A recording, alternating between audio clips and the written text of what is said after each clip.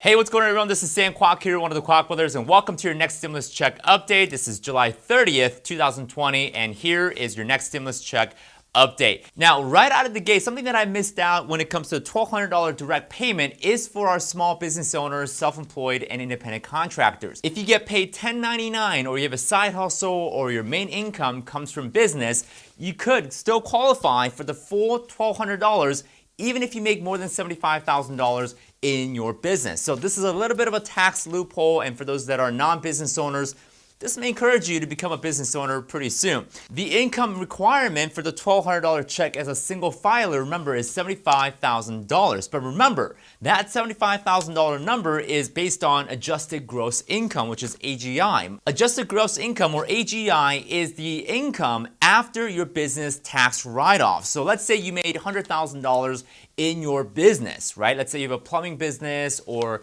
you have a photography business that did $100,000 last year. But if you wrote off $25,000 worth of business expense, right? If you deducted $25,000 off of your gross income, your adjusted gross income will be $75,000, which means you fully qualify for the $1,200 direct payment check. Let me give you another example, but a little bit more extreme. Let's say you made $1 million last year from your business and you deducted $925,000 worth of business tax deduction. Well, you would still qualify because your adjusted gross income still is $75,000 as a single filer. So again, $1 million of income in your business, you wrote off $925,000 worth of business expense, right? Paying employees, buying gas, food, right? Different business deductions that you may have.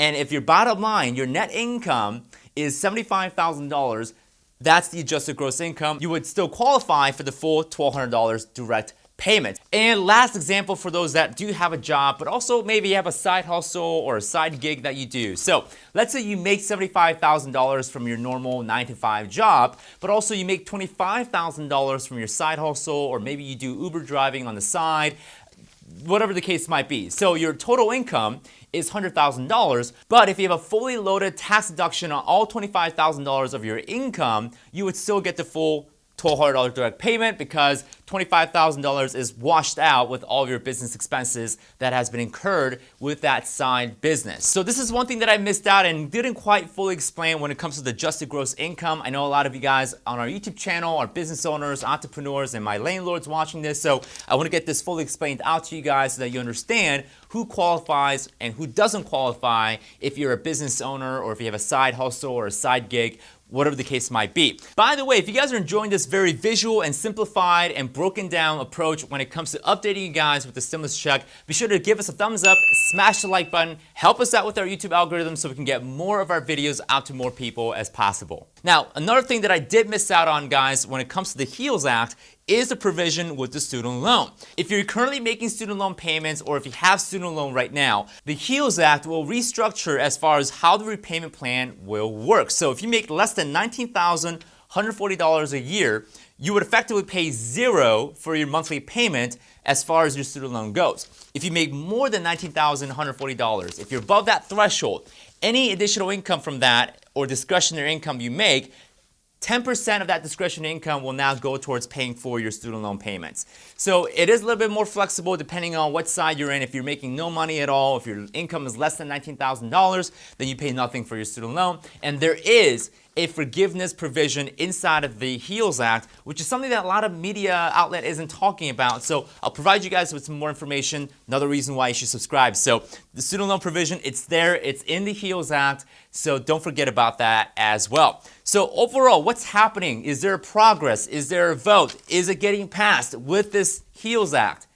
Virtually not. There's not a whole lot of progress going on, and what's happening right now, fortunately, this is the phase that we're in. Basically, the Republican senators and the Democrat senators are bickering as to how terrible this bill is and why each side is terrible. And there's a lot of non-direct negotiation going on right now. And what I mean by non-direct negotiation is that they'll negotiate through the media, right? If a Republican senator comes on media and they say, oh, the Democrat senators should do this, and this, right? And then the Democrat senators gets on TV interview and say, hey, the Republican senators should do this, and this, all without directly talking to each other.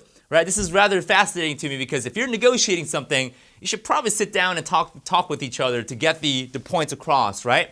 Now, another point that I want to make is that if there are any agreement right now, if there are any sort of provision or terms inside of the HEALS Act that both Republicans and Democrats agree on, that should get passed, right? A la carte. Instead of what I've been illustrating all along is that, let's say we have a dinner plate. We got chicken, we got mashed potato, and then there's broccoli. Yuck, right?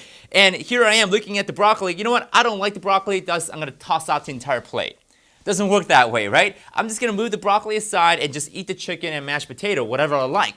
But unfortunately, they're not taking the same approach when it comes to passing a bill because, hey, they see the EIDL funding. They're like, nope, not going to pass it, not going to pass it, right? The Democrats are looking at the liability protection like, nope. Don't like the whole entire bill. So each side is looking at this bill and saying, hey, I don't like that provision. And they won't just pick out the ones that they agree on and pass it because, well, there's constituents and there's special interest groups that they have to serve. And unfortunately, that's essentially what it is. And the other issue that I talked about yesterday is that a good number of Republican senators don't even want to pass the bill entirely. So what I want to do is I want to give you a perspective as far as what the Republican senators are thinking and what the Democrat senators are thinking. And I want to thank my high school civics teacher, Mr. Ross, for teaching me how to get both perspective into play. So here on your right is the Republican side, and this is what the Republican senators and lawmakers are thinking.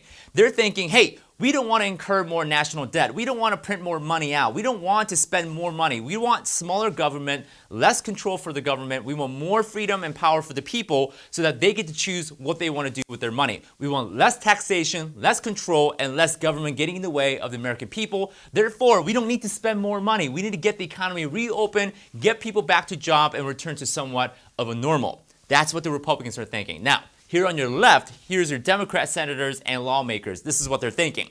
Hey, there's a lot of people right now, unemployment, there's people that are about to go homeless, there's people getting evicted right now. We need more money in the economy. We need to pump out more help, more stimulus to the people because that's what they need right now. Don't you not care about the people right now? Come on, we got to spend some more money. We need to get more control in the economy, more regulation, more law. We need more things to happen because if that's not happening, we're not helping the people. So at the end of the day, we don't care if the government gets bigger as long as we're helping people and we're progressing forward to new possibilities. That's what the Democrats are thinking. So those are the viewpoints and perspective that the Republican senators and Democrat senators have about this bill and how they influence and how they shape this stimulus package that we're yet to see. So that's something that's beautiful about America is that we have these 2 points of opposition that are constantly in balance, that are constantly keeping things in check so that one viewpoint or one perspective doesn't have the entire power or control over the others. So do keep both perspective in mind when it comes to predicting what's going to happen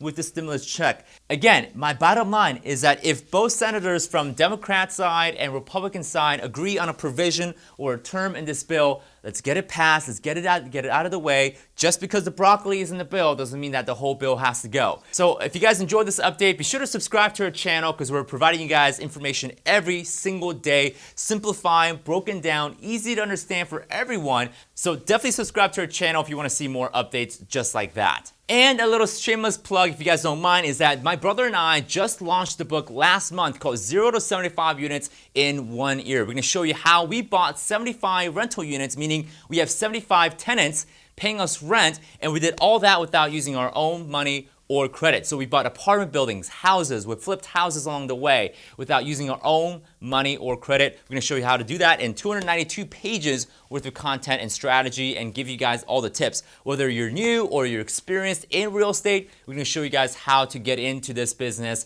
without using your own money or credit. The best part is this book is absolutely free. All you have to do is pay for shipping. It's 0 to 75units.com. Again, 0 to 75units.com. I'll leave that link down below where you can go grab a free copy, just pay for shipping, and we'll get this out to you as soon as possible. So if you guys enjoyed this update, once again, go and subscribe, smash the like button, and I'll see you guys in tomorrow's update.